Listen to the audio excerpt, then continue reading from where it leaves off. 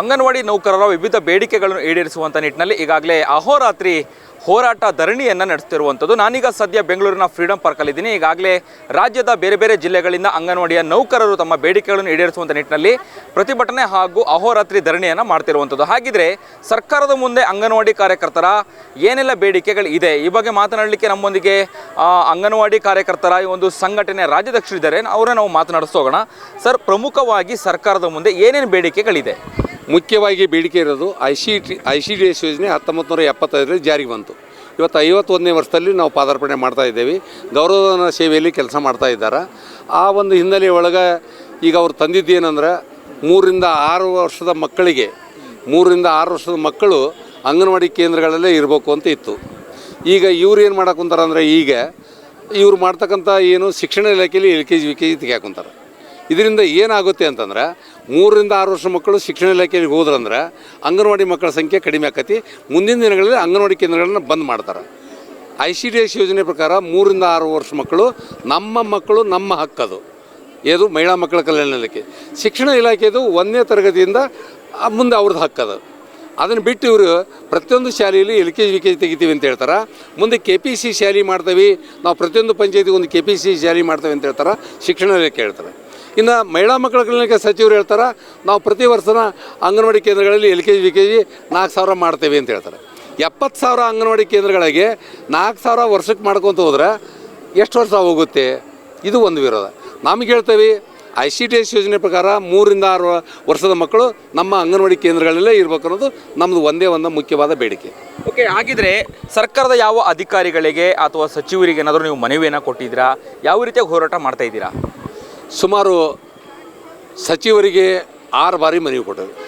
ರೀಸೆಂಟಾಗಿ 1/3/2023ಕ್ಕೆ ಲಕ್ಷ್ಮೀ ಹೆಬ್ಬಾಳ್ಕರ್ ಸ್ವತಃ ಆಗಿ ಇದೇ ಬೇಡಿಕೆ ಇಟ್ಕೊಂಡು ಅವ್ರು ಇದ್ದಲ್ಲಿಗೆ ಹೋಗಿ ಅವ್ರ ಮನೆಗೆ ಹೋಗಿ ಬಜೆಟ್ನಲ್ಲಿ 6ನೇ ತಾರೀಕು ಬಜೆಟ್ ಇದೆ, ಇವೆಲ್ಲ ಗಂಭೀರವಾಗಿ ಪರಿಗಣಿಸಬೇಕು, ನೀವು ಬೇಡಿಕೆ ಈಡೇರಿಸಬೇಕು ಅಂತ ಅವ್ರ ಮನೆಗೆ ಹೋಗಿ ಮನವಿ ಪತ್ರ ಕೊಟ್ವಿ. ಅದಕ್ಕಿಂತ ಪೂರ್ವದಲ್ಲೇ ಎಲ್ಲ CM ಅವರಿಗೆ ಎಲ್ಲಿ CM ಅವರು ಹಾವೇರಿಗೆ ಬಂದಾರ ಅಲ್ಲಿ ಕೂಡ ಮನವಿ ಪತ್ರ ಕೊಟ್ಟೇವಿ. ಎಲ್ಲ ಬದಲಿಗೆ ಕೊಟ್ಟರು ಕೂಡ ಬಜೆಟ್ನಲ್ಲಿ ಯಾವುದೇ ಕೊಟ್ಟಿಲ್ಲ. ಅವರು ಕೇಳ್ದನ ಕೊಟ್ಟಿದ್ದು ಒಂದೇ ಒಂದು ಅಂತಂದ್ರೆ 2,80,000 ಸೀರೆನ ಉಚಿತವಾಗಿ ಕೊಡ್ತೇವೆ ಅಂತ ಹೇಳ್ಯಾರ. ಸೀರೆ ಕೊಡೋದ್ರಿಂದ ಅವ್ರಿಗೆ ಕಮಿಷನ್ ಹೋಗ್ತದೆ. ನಾವು ಸೀರೆ ಕೇಳಿಲ್ಲ, ಅಂಗನವಾಡಿಗೆ ಈಗಾಗಲೇ ಸಂವತ್ಸರ ಕೊಡ್ತಾ ಇದ್ದೀರಿ. ಮತ್ತೊಂದು ರೀತಿ ಎಕ್ಸ್ಟ್ರಾ ಗೃಹಲಕ್ಷ್ಮಿ ಸೀರೆ ಕೊಡ್ತಾರಂತೆ ಗೃಹಲಕ್ಷ್ಮಿ ಪ್ರಚಾರಕ್ಕಾಗಿ. ಆ ಗೃಹಲಕ್ಷ್ಮಿ ಪ್ರಚಾರಕ್ಕಾಗಿ ಇವ್ರನ್ನ ಪ್ರಾಯೋಜಕರನ್ನಾಗಿ ಮಾಡ್ಕೊಂತೀರ್ಯಾ? ಸೀರೆ ಕೇಳಿವೆ ನಾವು, ಅವ್ರಿಗೆ ಶೀಲ ಒಂದು ಹೊಡೆದು ಗೃಹಲಕ್ಷ್ಮಿ ಫಲಾನುಭವಿ ಸೀರೆ ಅಂತೇಳಿ ಕೊಡ್ತಾವೆ ಉಡ್ಬೇಕು ಅವರು. ಅದು ಬೇಕಾಗಿಲ್ಲ ನಮಗೆ, ನಾವು ಸೀರೆ ತಿರಸ್ಕಾರ ಮಾಡ್ತೇವೆ. ಅದು ಒಂದು ಮುಖ್ಯವಾಗಿ ಹಲವಾರು ವರ್ಷದಿಂದ ಮೊದಲೇ ಹಂತದಲ್ಲಿ ರಜೆ ಇರಲಿಲ್ಲ, ಇವರಿಗೆ ರಜೆ ಒಟ್ಟ ಕೊಡೋಂಗಿಲ್ಲ ಅಂತಿತ್ತು. ಹೋರಾಟದ ಮೂಲಕ 8 ದಿನ ರಜಾ ತೊಗೊಂಡ್ವಿ. ಮತ್ತೊಂದು 5-6 ವರ್ಷ ಹೋರಾಟ ಮಾಡೋದ್ರಿಂದ 15 ದಿನ ರಜಾ ತೊಗೊಂಡ್ವಿ. ಮತ್ತೆ ಹೋರಾಟ ಮಾಡೋದ್ರಿಂದ 1 ತಿಂಗಳು ರಜಾ ತೊಗೊಂಡ್ವಿ. ಇವೆಲ್ಲ ಹೋರಾಟದಿಂದ ಬಂದೆವು. ರಜಾ ತೊಗೊಂಡ ನಂತರ ಅವ್ರು ಹೇಳೋದು ಏನು ಅಂತಂದ್ರೆ, ಈಗ ಆ ತಿಂಗಳ ರಜಾ ಕೊಟ್ಟದ್ದು ಆದೇಶ ಹೋದ ವರ್ಷ ಮಾಡ್ಯಾರ. ಈ ಸಲ 26/3ಕ್ಕೆ ಒಂದು ಆದೇಶ ಮಾಡ್ಯಾರ, 15 ದಿವಸ ರಜಾ ಕಡಿತ ಮಾಡೀವಿ ನಿಮ್ಮದು ಅಂತೇಳಿ. ಯಾವ ಉದ್ದೇಶಕ್ಕೆ ಕಡಿತ ಮಾಡ್ತೀರಿ ನೀವು? ಒಂದು ಆದೇಶಕ್ಕೆ ಸ್ಪಷ್ಟತೆ ಇಲ್ಲ ಅಂತಂದ್ರೆ ಯಾಕೆ ಇರ್ಬೇಕು ನಿಮ್ಮ ಸರ್ಕಾರ? ಒಂದು ಆದೇಶ ಮಾಡಿದ್ರೆ ಕಟ್ಟುನಿಟ್ಟಿರ್ಬೇಕಲ್ಲ. ಈಗ 60 ವರ್ಷ ನಿಗದಿ ಮಾಡ್ತಾರೆ ಅಂದರೆ ಕಾಯಂ ಆದೇಶ ಇರಬೇಕು. ಒಮ್ಮೆ 50 ವರ್ಷ ಮಾಡೋದು, ಒಮ್ಮೆ 60 ವರ್ಷ ಮಾಡೋದು, ಏನಿದು ನಿಮ್ಮದು ಇಲಾಖೆ? ಒಂದು ಕಟ್ಟಳೆ ಆದೇಶಗಳಿಲ್ಲ. ಇವತ್ತು ನಮಗೊಂದು ತಿಂಗಳ ರಜೆ ಏನು ಕೊಡ್ರಿ ಅದನ್ನೇ ಜಾರಿ ಮಾಡ್ಬೇಕಂತ ಇವತ್ತು ಬಂದಿದ್ದಿಲ್ಲಿ. ಓಕೆ, ಯಾವ ಸರ್ಕಾರ ಇದ್ದರೆ ಅಂಗನವಾಡಿ ಕಾರ್ಯಕರ್ತರ ಬೇಡಿಕೆಗಳು ಸರಿಯಾಗಿ ಸಮರ್ಪಕವಾಗಿ ಈಡೇರುತ್ತೆ ಅಂತೇಳಿ ಹೇಳ್ತೀರಿ ನೀವು? ಯಾವ ಸರ್ಕಾರಗಳು ನಮ್ಮ ಪರವಾಗಿಲ್ಲ, ಎಲ್ಲ ಒಂದೇ ನಾಣ್ಯದ 2 ಮುಖಗಳು. ಯಾವ ನಮ್ಮನ್ನು 50 ವರ್ಷದಿಂದ ಆಳ್ಕೊತ ಬಂದಾರ ಯಾರೂ ದುಡಿವರ್ಗದ ಪರವಾಗಿಲ್ಲ. ಆದರೆ ಹೋರಾಟ ಮಾಡೇ ಪಡ್ಕೊಂಡವೇನು ಯಾರೂ ಭಿಕ್ಷೆ ಅಲ್ಲ.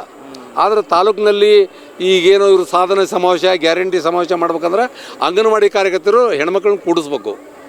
ಅಂಗನವಾಡಿ ಕಾರ್ಯಕರ್ತರು ಒಬ್ಬರಿಗೆ 50 ಮಂದಿ ಕರ್ಕೊಂಬರ್ಬೇಕು ಅಂತ ಹೇಳ್ತಾರೆ. ನಮ್ಮ 50 ಮಂದಿ ಹೆಣ್ಮಕ್ಳು ಕರ್ಕೊಂಡು ಹೋದ್ರೆ ಇವ್ರ ಕಾರ್ಯಕ್ರಮ ಜನ ಸೇರಿಸಲಿಕ್ಕೆ ಮಾತ್ರ ಅಂಗನವಾಡಿ ಕಾರ್ಯಕರ್ತರಾಗಿದ್ದಾರೆ. ಹೌದು, ಜನ ಸೇರಿಸಲಿಕ್ಕೆ ಮಾತ್ರ ಅಂಗನವಾಡಿ ಕಾರ್ಯಕರ್ತರು ಬೇಕು. ಸರ್ಕಾರದ ಸೌಲಭ್ಯ ಕೇಳಕ್ಕೆ ಅವ್ರು ಗೌರವಧನ ಕಾರ್ಯಕರ್ತರು ಸ್ವಯಂ ಸೇವಕರಾಗಿ ಕೆಲಸ ಮಾಡಿದ್ರೆ ಅವ್ರಿಗೆ ಯಾವುದೇ ಹಕ್ಕಿಲ್ಲ ಅಂತ ಹೇಳ್ತಕ್ಕಂಥ ಸಚಿವರದಾರ ಇವತ್ತು ನಮ್ಮ ಮುಂದೆ. ಓಕೆ, ನಿಮ್ಮ ಬೇಡಿಕೆ ಸರ್ಕಾರ ಈಡೇರಿಸುತ್ತೆ ಅನ್ನುವಂತಹ ವಿಶ್ವಾಸ ಇದೆಯಾ? ನಮಗೆ ನಂಬಿಕೆನೂ ಇಲ್ಲ, ವಿಶ್ವಾಸನೂ ಇಲ್ಲ. ಆದರೆ ಹೋರಾಟ ಮುಂದುವರಿಸ್ತೇವೆ. ಎಲ್ಲಿವರೆಗೆ ಹೋರಾಟ? ಅದು ಎಲ್ಲಿವರೆಗೂ ಬೇಕೋ ಅಲ್ಲಿವರೆಗೂ ಹೋರಾಟ ಕೊಂಡೊಯ್ತೀವಿ. ಈಗ ಸುಮಾರು 1ನೇ ಹಂತದ ಹೋರಾಟ ಇದು. ಪೆನ್ಸಿಲಿನ್ ಇಂಜೆಕ್ಷನ್ ಡೋಸ್ ಕೊಟ್ಟಂಗೆ ಮತ್ತೆ ನಾವು ಈಗ ಜೂನ್ದಿಂದ ಶುರು ಮಾಡ್ತೇವೆ ಹೋರಾಟನ. ಇಡೀ ಒಂದು ವ್ಯವಸ್ಥೆಯನ್ನು ಬದಲಾವಣೆ ಮಾಡಲಿಕ್ಕೆ ಒಂದು ಹೋರಾಟವನ್ನು ಗಟ್ಟಿಯಾದ ಧ್ವನಿಯನ್ನು ನಮ್ಮ ಅಂಗನವಾಡಿ ಕಾರ್ಯಕರ್ತರು ನಿರ್ಣಯ ತಗೊಂತಾರೆ. ಧನ್ಯವಾದಗಳು ಸರ್, ಥ್ಯಾಂಕ್ ಯು. ಇದಿಷ್ಟು IFTU ಸಂಘಟನೆಯ ರಾಜ್ಯಾಧ್ಯಕ್ಷರ ಮಾತುಗಳಾಗಿತ್ತು. ಕ್ಯಾಮ್ರಾ ಪರ್ಸನ್ ಕೀರ್ತಿ ಜೊತೆ ಅಭಿಜಿತ್ ಗಣೇಶ್, ಕರ್ನಾಟಕ ಟಿವಿ, ಬೆಂಗಳೂರು. ನೀವು ಸಣ್ಣ ಆಗಬೇಕಲ್ವಾ? ಅದು ಒಂದು ಉತ್ತಮ ಆಹಾರದಿಂದ ಸಣ್ಣ ಆಗಬೇಕಲ್ವಾ? ಪ್ರತಿದಿನ ನಮ್ಮ ಜೀನಿ ಸ್ಲಿಮ್ನ ಯೂಸ್ ಮಾಡಿ ಯಾವುದೇ ಸೈಡ್ ಎಫೆಕ್ಟ್ ಇಲ್ದಂಗೆ ನೀವು ಸಣ್ಣ ಆಗ್ತೀರಾ.